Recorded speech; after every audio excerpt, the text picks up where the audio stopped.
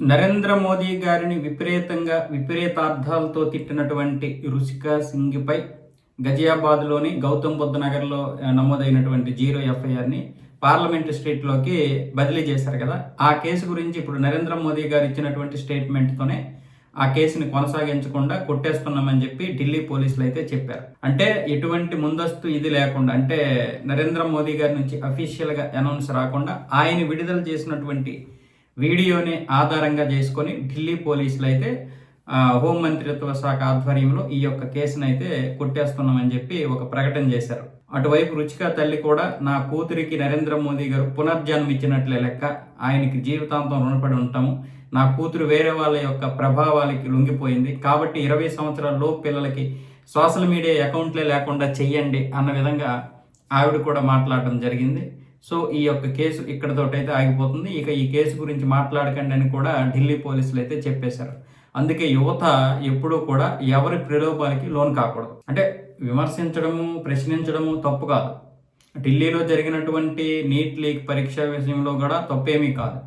కానీ అది వేరే అర్థాలతో, వేరే విధంగా, వేరే దానికోసం జరిగినటువంటి ఆ యొక్క ఉద్యమం ఏదైతే ఉందో తప్పుదోవ పట్టింది. అందులో ఉన్నటువంటి వారు కూడా సిజేపీ నాయకులు కాదు, వెనకున్నటువంటి రాజకీయ నాయకులు. ఆ విషయాలు మీకు తెలియవు.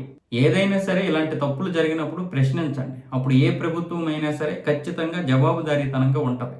అది ఈ ప్రభుత్వం అనే కాదు, ప్రశ్నిస్తున్నామని భయం ఉంటే ప్రభుత్వాలు ఖచ్చితంగా రేపు పొద్దున్న ఇలాంటివి జరగకుండా చూడడానికి అవకాశం ఉంటుంది. ఇప్పుడు ఇది జరిగింది, ఇప్పుడు బీజేపీ ప్రభుత్వం ఖచ్చితంగా జాగ్రత్త పడుతుంది, ఇంకా జాగ్రత్త పడుతుంది. అలాగే మరికొంతమంది తప్పు చేయడానికి కూడా భయపడతారు.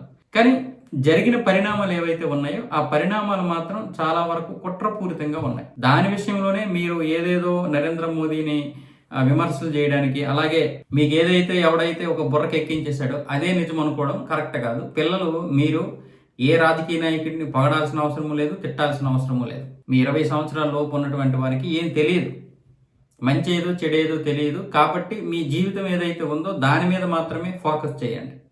ఇంకా చెప్పాలంటే రాజకీయాల్లోకి రావాలంటే కనీసం 30 సంవత్సరాలు దాటాలి. అంటే రాజకీయ విశ్లేషణలు చెయ్యాలి అంటే. ఎందుకంటే మనం అప్పటికే ఆ వయసులో ఉన్నటువంటి దీని మీద ప్రలోభాలకు లోనైపోతాం. ఇప్పుడు రేపు సిజేపీ నాయకుడు ఉన్నాడు, అబ్బాయి పేరు అభిజిత్ దీప్కే, మరొక 2-3 సంవత్సరాల తర్వాత నేను మోసపోయాను అని ఒక్క మాట ఇచ్చాడంటే మన పరిస్థితి ఏంటి? కాబట్టి ఇప్పుడు ఉన్నటువంటి పరిస్థితుల్లో ఈ ఉద్యమం చాలా మంచిది. ఉద్యమం గురించి ఎప్పుడు కూడా మనం తప్పు పట్టకూడదు. ఉద్యమాలు మంచివి. దానివల్ల ప్రజలు, ప్రభుత్వాలు, ప్రతిపక్షాలు అన్నీ కూడా ఒళ్ళు దగ్గర పెట్టుకుంటాయి. కానీ ఆ చేసే విధానం మాత్రం ఖచ్చితంగా ఒక ఎజెండా మీదే ఉండాలి. 10 రకాల ఎజెండాలతో ఉండకూడదు.